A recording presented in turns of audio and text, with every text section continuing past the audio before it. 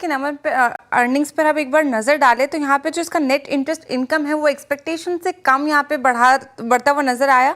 इसके एनआईआई में हमें 5.4% की बढ़त देखने को मिली है। जो एक्सपेक्टेशंस थी 7.1% वो इसको मिस करता हुआ नजर आया। ऑपरेटिंग प्रॉफिट में भी फ्लैटिश इंप्रूवमेंट देखने को मिला है, मात्र 0.18% की हल्की सी ग्रोथ ऑपरेटिंग प्रॉफिट में नजर आई है।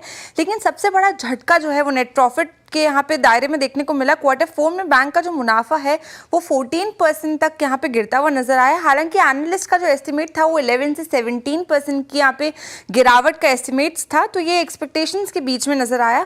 प्रोविजनिंग की बात करें तो वो 3 गुना बढ़ती हुई नजर आई। 909 करोड़ का एक आंकड़ा सामने आया, जिसके कारण हमें बॉटम लाइन पे प्रेशर पड़ता हुआ नजर आया है। नेट इंटरेस्ट मार्जिन भी गिरते हुए नजर आए, 5.28% से 4.97% होता हुआ नजर आया है नेट इंटरेस्ट मार्जिन का ये फिगर। साथ ही लोन और डिपॉजिट ग्रोथ की अगर मैं बात करूं तो नेट लोन ग्रोथ में 13.5% का फिगर सामने आया, डिपॉजिट ग्रोथ में 11.15%। ये दोनों ही जो आंकड़े हैं ये आईसीआईसीआई बैंक और एचडीएफसी बैंक के मुकाबले काफी कम माने जा रहे हैं।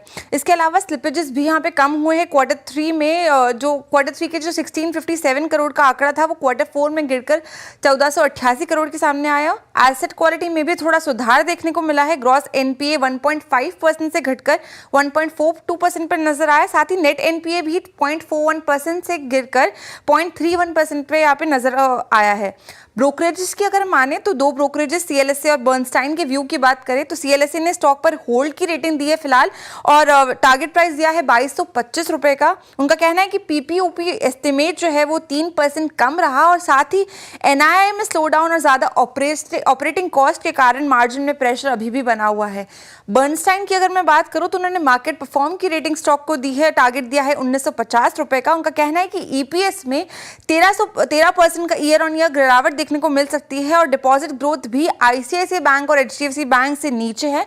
हाँ, कासा रेशो में थोड़ा सीजनल अपटिक जरूर देखने को मिला है। तो ओवरऑल हम बात करें तो मार्केट एक्सपेक्टेशंस के हिसाब से तो नंबर्स खराब ही थे। एसेट क्वालिटी में थोड़ा सुधार देखने को मिला, लेकिन हाई प्रोविजनिंग और एनआईएम प्रेशर बैंक की प्रॉफिटेबिलिटी को यहाँ पे इम्पैक्ट करते हुए नजर आए, जिसका सीधा साधा असर हमारे स्टॉक के प्राइस मूवमेंट में आज देखने को मिल रहा है।